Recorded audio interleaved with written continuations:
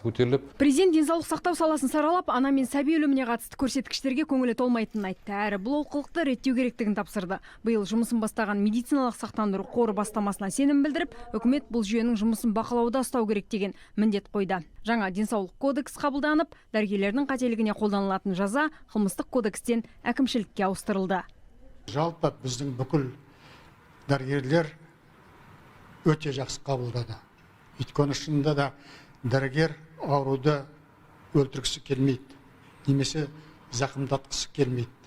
Бірақ әрбір жағдайлар болады, сонда болған жаңа қателіктер енді криминалдыққа жатпайды, әкімшілікке жатады. Жалпы әлеуметтік салада атқарылған шаруа аз емес. Тек кей жоспарлардың жүзеге асуына биылғы жағдай кедергі келтірді. Дегенмен жүктелген міндет өзектілігін жойған жоқ. Сондықтан әлеуметтің әлеуетін арттыру бағытындағы жұмыстарды жүйелеу жалғаса бермек.